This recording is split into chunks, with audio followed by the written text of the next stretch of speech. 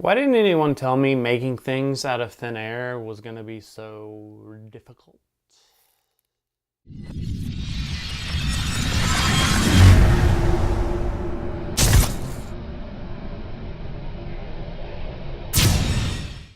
Hey everyone, Chris Renshaw here from Obsessive Comics Disorder, and I just got a 3D printer a week or so ago, and as you can tell, I've been having tons of fun recently getting all that together. I've been wanting one because there's lots of different things between gaming and making props and stuff. There's lots of things I'd like to do. And so I managed to get a Monoprice Maker Select. And it was a great printer. I liked it because, and I'll take you back there and show you it because I'm going to show you a couple things. But I liked it because it was simple. It was everything out of the box. I didn't have to put a kit together to do everything.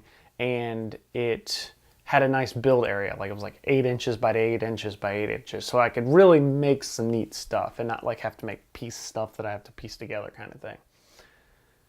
But it turned out making stuff was a lot harder than, so I came out of this pretty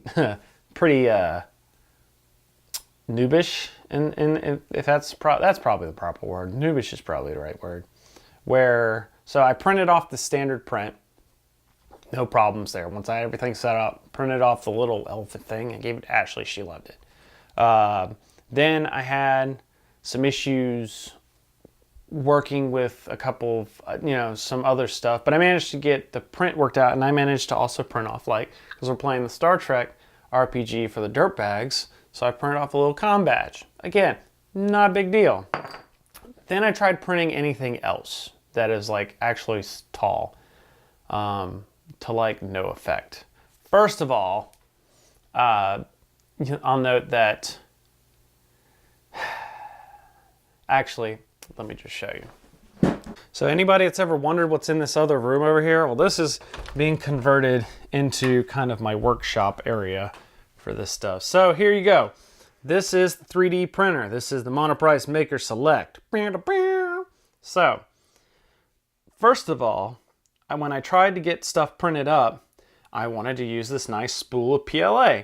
But you'll notice I have a 3D printed piece in here. That's because the Maker Select does not hold a 1 kilogram spool this big before. I had to actually print a part to make the spool bigger for it to fit. Until I did that, I had to use this toilet paper roll basically to get stuff working. That alone took me for freaking ever to get it to print because it's so tall. So I was like, oh, okay, well I have this spool of ABS that's, not so big. That'll fit on there. No, printing an ABS, especially when you can't even get PLA to work right, printing an ABS was a nightmare in its own. So I read all sorts of things. It was like, oh, put tape down, use like, glue to like put it on there, do this and that, blah, blah, blah. Let me go back and I can show you some of the work that I got into. So once I learned all these tips and tricks, the solution is everyone tells you to print out the Benchy, which is this little boat thing that, like, it's kind of a torture test is what they say. It's like a stress test. If you can print this, it's a good example of what your printer can do, and it's also a good way for people to analyze your print and see, okay, you've done this wrong, you've done that wrong. Well, this is what I got the first time I tried to print it. And it was kind of weird because when I tried to print that bar extension first, this is about how tall I got. So I did some stuff, this is where I did all the tape and that sort of thing, and everything seemed to be going cohesion and working well. But then I got this. So this was the second time I tried to print it. So again, it only got so high before it just went crazy. So finally I talked with somebody else, and then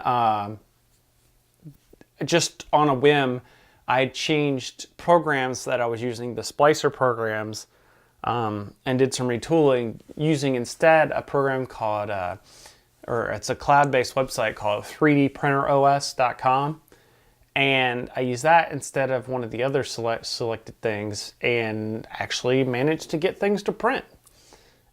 Don't know why. I don't know if the version of the slicer Curia I was using was just corrupted or whatever, but it managed to get it to work, so I've been using it ever since. I'm still not perfect, as you can see. This was actually a print I just did this morning.